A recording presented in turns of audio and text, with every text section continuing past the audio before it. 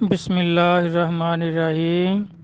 آج کا سوال ہے کہ امام حسن علیہ السلام نے معاویہ سے صلح کیوں کی، اور اس میں دوسرا حصہ ہے کہ یہ کیا امام حسن علیہ السلام اور امام حسین علیہ السلام معاویہ سے نذرانہ لیا کرتے تھے۔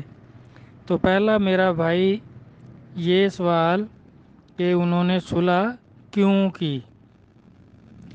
آپ دیکھیں، اب پیچھے سے ان حالات کو دیکھنا پڑے گا کہ کیا معاویہ صاحب جو ہیں کیا یہ خلیفہ تھے۔ اب نبی علیہ الصلوۃ والسلام کے فرمانات سب کو یاد تھے۔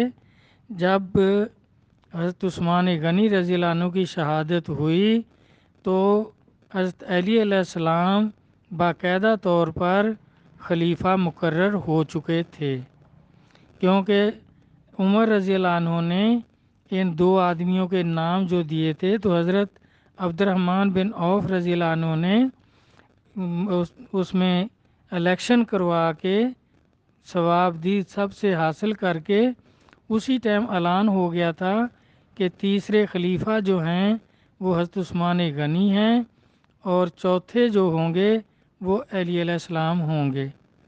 تو آپ کی شہادت کے بعد علی علیہ السلام باضابطہ خلیفہ مقرر ہو چکے تھے، اور پورے جزیرۃ العرب نے آپ سے بیعت کر لی تھی۔ 13 صوبوں نے ان کے گورنر جو تھے، جو عامل مقرر ہوئے تھے، سب نے حضرت علی علیہ السلام سے بیعت کر لی۔ اور یہ شام کا گورنر جو تھا معاویہ صاحب، اس نے بیعت نہیں کی، تو اس کو حضرت علی علیہ السلام نے خلیفہ مقرر ہوتے ہی معزول کر دیا تھا۔ یہ آپ پرانی تاریخ کی کتابوں میں دیکھ سکتے ہیں۔ تو ابن خلدون میں دیکھ لیں، بدایہ میں دیکھ لیں، اور طبری میں دیکھ لیں، جتنی بھی پرانی کتابیں ہیں، چاہے تاریخ اسلام میں دیکھ لیں جو سلمان ندوی صاحب نے لکھی ہوئی ہے، تو اس نے بغاوت کر دی۔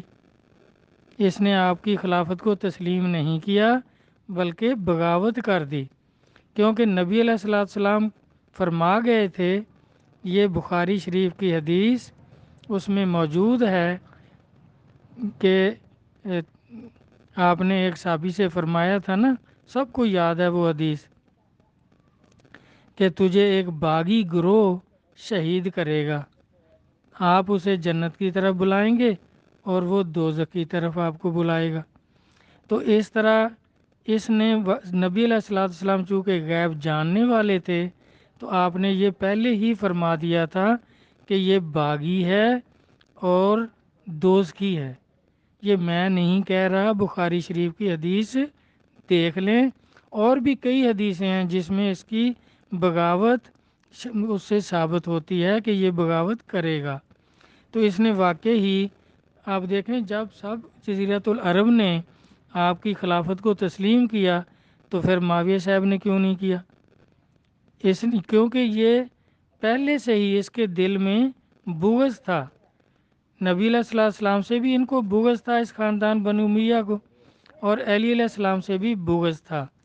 تو یہ پہلے سے بھی بغض کی باتیں کرتا رہتا تھا، اور نبی علیہ السلام کے کتنے فرمانات ہیں۔ آپ نے فرمایا تھا کہ علی سے بغض رکھنے والا یا کافر ہوگا یا منافق ہوگا، اور میں کافر یا منافق علی سے محبت نہیں کرے گا، علی سے بغض کرے گا، اور مومن جو ہے وہ علی کا دوست ہے۔ یہ ایک حدیث نہیں، ترمذی شریف میں، مشکوٰۃ شریف میں، بخاری میں، جس میں بھی دیکھ لیں، یہ سیاہ ستہ ساری میں دیکھ لیں، علی علیہ السلام کی شان میں نبی پاک صلی اللہ علیہ وسلم نے کیا کیا فرمایا ہے، اور اس کے بارے میں یہ کہ یہ دوزخی گروہ اور باغی گروہ، اور کتنی حدیثیں کہ یہ حضرت عباس سے کہہ رہا ہے، سعد بن ابی وقاص سے کہہ رہا ہے کہ آپ اس سے دشمنی کیوں نہیں کرتے علی علیہ السلام سے۔ تو وہ سب چیزیں سب پر ثابت ہیں۔ یہ ان مولویوں کے لیے بھی یہ ڈھکی چھپی باتیں نہیں ہیں، ان کو بھی نبی پاک صلی اللہ علیہ وسلم نے اسی لیے فرمایا۔ یہ ابن ماجہ 3992، 93، 94، اور بھی بہت حدیثیں ہیں کہ 72 فرقے دوزخی ہوں گے، آپ قسم کھا کر کہہ رہے ہیں کہ ایک جماعت اہل سنت والجماعت ہوگی جن کو ہم اولیاء کرام کہتے ہیں، وہ جنتی ہوگی، باقی 72 فرقے ہوں گے میری امت کے، وہ سارے دوزخی ہوں گے، کیونکہ یہ دوزخیوں کی سائیڈ لیتے ہیں۔ جنتیوں سے ان کو بھی بغض ہے، نبی علیہ الصلوۃ والسلام سے مولویوں کو بغض ہے، یہ جو 72 فرقے ہیں، اور آپ کی آل سے بغض ہے، علی علیہ السلام پنجتن پاک میں ہیں، ان سے بغض ہے۔ تو آپ نے تو صاف صاف فرمایا کہ علی کا دشمن کافر ہوگا یا منافق، مومن علی کا دوست ہے۔ جو آپ نے فرمایا جس کا میں مولا ہوں علی بھی مولا ہے، تو جب ان کو علی علیہ السلام سے بغض ہے تو پھر ان کو نبی علیہ السلام سے بھی بغض ہے۔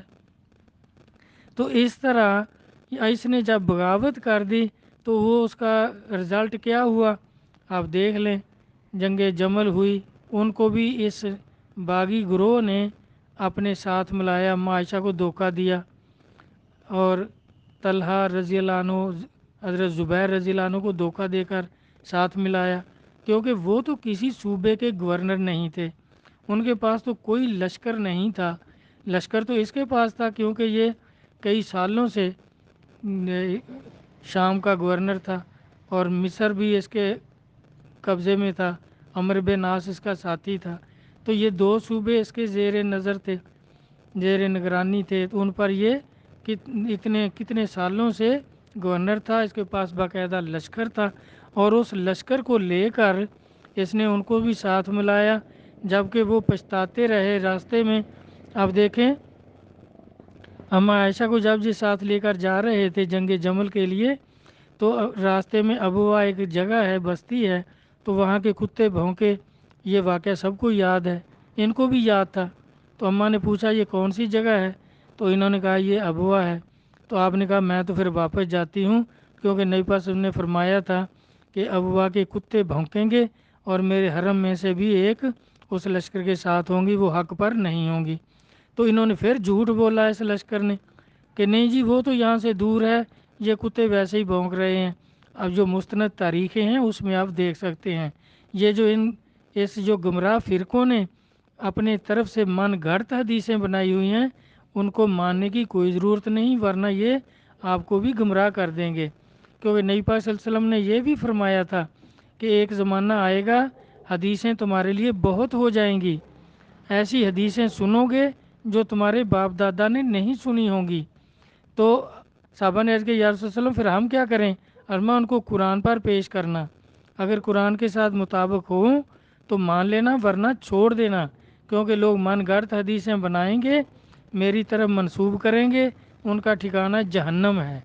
یہ اب جو 72 دوست کی فرقے ہیں، انہوں نے معاویہ کے بارے میں، اس کی شان کے بارے میں بہت من گھڑت حدیثیں بنائی ہوئی ہیں، جبکہ سیاستہ پہلے سے مشہور اور سب فرقے اس پر متفق ہیں، کوئی اس کی شان میں نہیں، اس کی بے ادبی، اس کے بغاوت اور دوزخی ہونے کے بارے میں بہت حدیثیں موجود ہیں، بخاری میں بھی موجود ہیں، پہلے بیانات میں ان کا حوالہ بھی دے چکا ہوں۔ تو اب جب جنگ جمل میں بھی وہ ان کو لے گئے تو دیکھیں پھر جنگ ہونے سے پہلے ان کو یہ دھوکہ دیا تھا کہ علی علیہ السلام سے جا کے حضرت عثمان کے قاتل جو ہیں وہ طلب کرنے ہیں، وہ ہمارے حوالے کریں، ہم ان کو سزا دیں گے۔ تو وہاں پہنچ کر انہوں نے بالکل بات ہی نہیں کی۔ جب طلحہ رضی اللہ عنہ اور زبیر رضی اللہ عنہ کو یہ بات کھل گئی کہ یہ ان کا تو مقصد ہی حکومت لینا ہے، حکومت سے لڑنا ہے اور کچھ نہ کچھ لے مرنا ہے، تو وہ میدان سے نکلنا شروع ہو گئے۔ تو یہ مروان جو اموی ہے، اس نے ان دونوں کو شہید کیا، ایک اور کو ساتھ لیا، اور ان دونوں کو، طلحہ رضی اللہ عنہ کو، زبیر رضی اللہ عنہ کو، یہ اموی گروپ اس باغی گروہ نے شہید کیا۔ اور پھر جب جنگ ہوئی تو ان کو شکست ہو گئی، پھر یہ بھاگ گئے اور اماں عائشہ کو وہیں چھوڑ گئے میدان میں۔ اگر اماں لشکر کا ساتھ دے رہی تھیں تو بھئی پھر اماں کو چھوڑ کر کیوں بھاگے؟ پھر جب اماں کو علی علیہ السلام کے خیموں میں ان کے بھائی عبد الرحمن بن ابو بکر رضی اللہ عنہ لے کر گئے، تو پھر دیکھیں اگر یہ لشکر کے سربراہ تھیں پہلے تو ان کا لشکر ہی کہاں تھا، آپ کس صوبے کی گورنر تھیں؟ یہ اس کا ہی معاویہ کا ہی لشکر تھا، یہی سب کچھ کر رہے تھے۔ تو آپ پھر دیکھیں جب علی علیہ السلام کے خیموں میں گئی ہیں تو کیا دشمن کے خیموں میں کوئی جاتا ہے جس سے جنگ ہو رہی ہو؟ تو آپ نے اسی طرح باقاعدہ عزت دی، اور پھر آپ کو باعزت طور پر جہاں آپ نے فرمایا کہ مجھے مدینہ شریف پہنچا دو، تو آپ کے بھائی عبد الرحمن بن ابو بکر رضی اللہ عنہ جو آپ کے بڑے بھائی تھے، اور اس کے ساتھ باقاعدہ قافلہ دیا، سامان زاد راہ دیا، سفر سارا خرچہ سفر کا دیا، تو آپ کو مدینہ شریف پہنچائے گا۔ نہیں تو آپ کہتے بھی مجھے شام پہنچاؤ جہاں میرا لشکر ہے۔ تو جب دوسری دفعہ جنگ صفین میں آئے تو پھر اماں کو کیوں نہیں ساتھ لے کے آئے اگر اماں جنگ کرتی تھی تو؟ یہ صرف یہ جو دوست کی فرقے ہیں یہ سچے ہونے کے لیے کہ اماں بھی تو ساتھ تھی، نعوذ باللہ پھر اماں کو منافق کہیں گے، نعوذ باللہ کیوں ان کو منافق کہیں گے؟ ان کو تو دھوکہ دے کر یہ ساتھ لائے تھے۔ یہ جو منافق تھے، کافر تھے، اور دوست کی گروہ تھا عمار بن یاسر رضی اللہ عنہ کے بارے میں کھلم کھلا حدیث سب کو یاد ہے، ان مولویوں کو بھی یاد ہے۔ یہ جھوٹ بولتے ہیں کہ نبی پاک نے فرمایا کہ باغی گروہ، اب کہتے ہیں وہ کسی نامعلوم تیر سے، بھائی دو فوجیں لڑ رہی ہیں، شیعہ نے علی شیعہ نے معاویہ، تو تیسرا کہاں سے آ گیا؟ تو یہ سب جھوٹ بولتے ہیں کیونکہ یہ دوست کی ہیں، تو ان کے بارے میں بھی سرکار نے فرمایا کہ وہ بھی دوست کی ہیں اور باغی گروہ ہے، تو یہ ان کو فالو کرتے ہیں، ان کو سچا کہتے ہیں کیونکہ خود یہ دوست کی ہیں، اور جنتیوں کے بارے میں مخالفت کرتے ہیں، ان کے بارے میں جھوٹی حدیثیں بناتے ہیں۔ کہاں نبی پاک نے فرمایا کہ معاویہ کو کہ معاویہ مجھ سے ہے اور میں معاویہ سے ہوں، لا حول ولا قوت الا باللہ العلی العظیم۔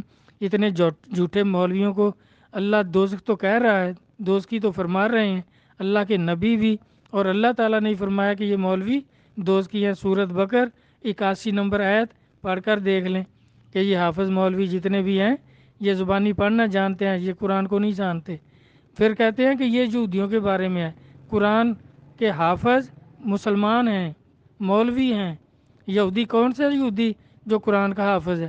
یہ جھوٹ بولتے ہیں، ان کا کام جھوٹ بولنا ہے، کیونکہ سرکار ان کو سرٹیفکیٹ دے گئے کہ یہ دوزکی ہیں 72 فرقے، اور معاویہ اس کا گروہ باغی ہے اور دوزکی ہے۔ یہ بخاری شریف میں حدیثیں موجود ہیں۔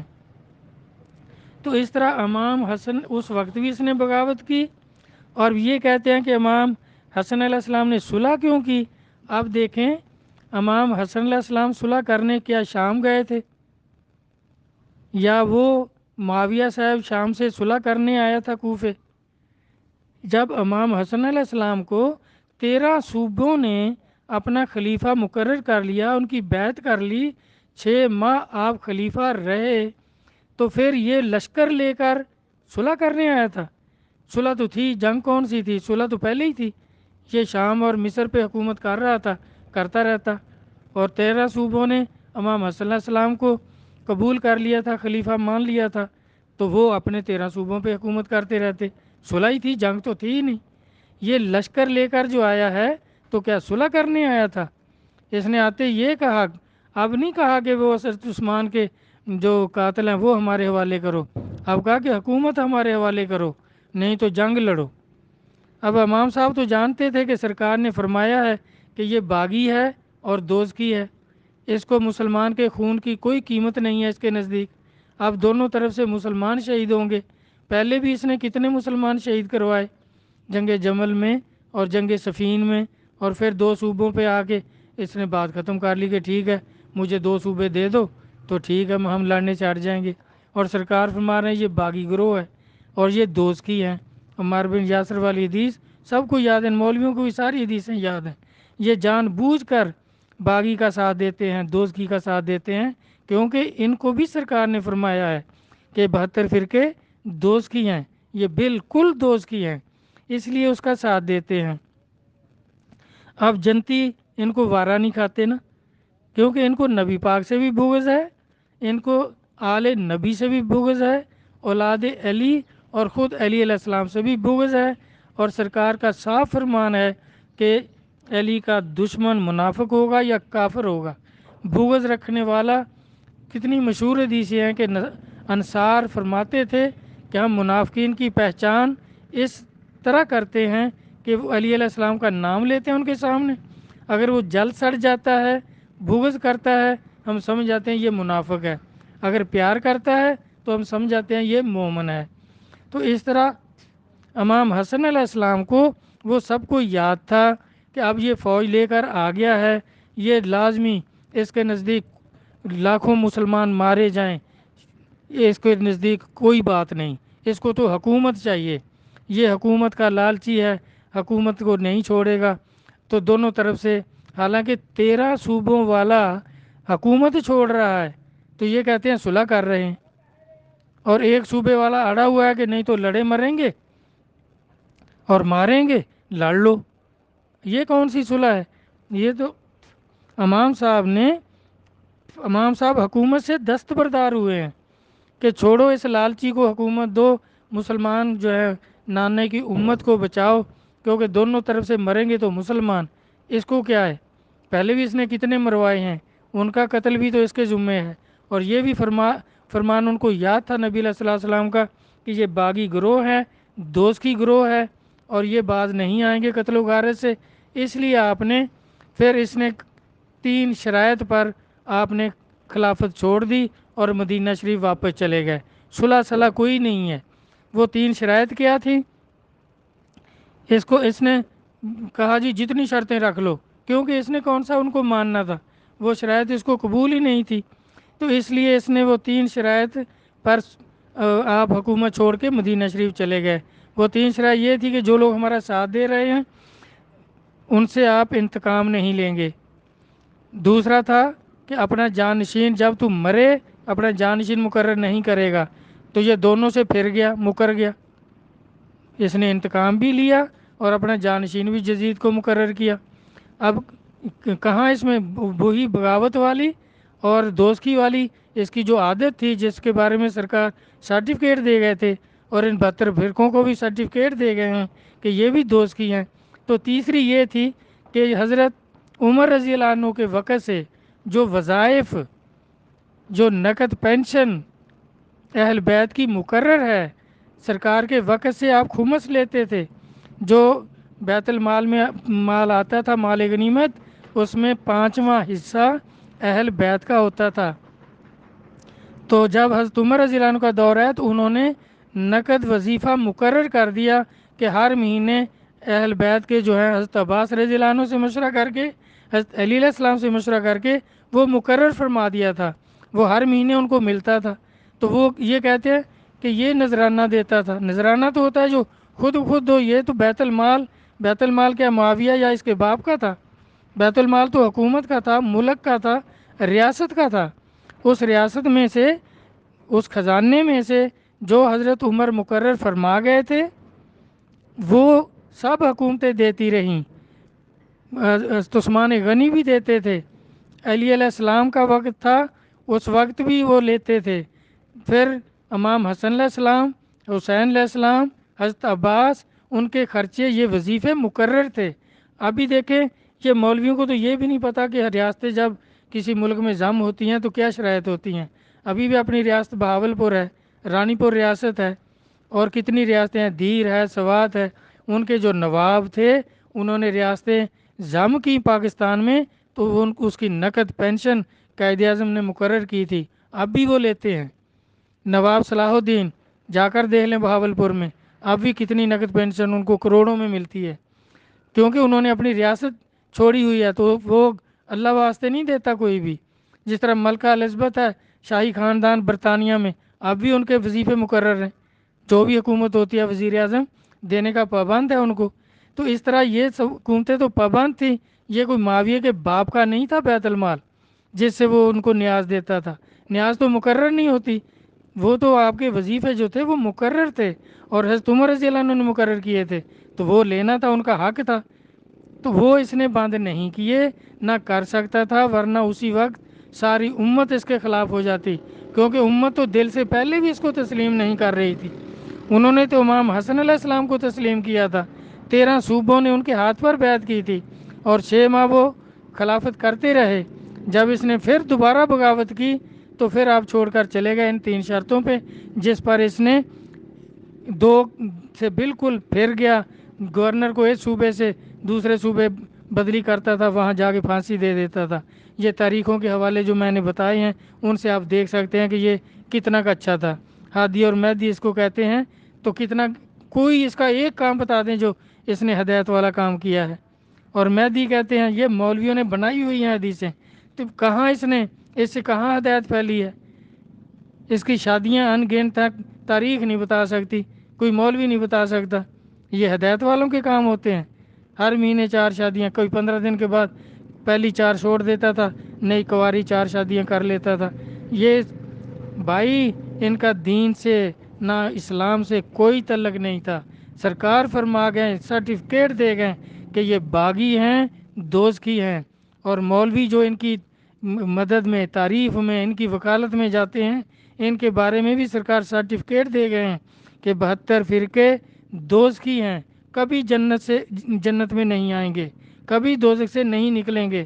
اور قرآن پاک سورۃ بقر 81 نمبر آیت، 78 79 80 81 4 آیتیں ان کے ہی دوزخی ہونے کے بارے میں ہیں، ان کو پڑھ سکتے ہیں آپ۔ تو اللہ تبارک تعالیٰ قرآن و حدیث کو سمجھنے کی، اہل بیت کی محبت کو سمجھنے کی، اہل بیت کے دشمنوں کو سمجھنے کی عقل سلیم عطا فرمائیں، آمین۔ اللہ حافظ۔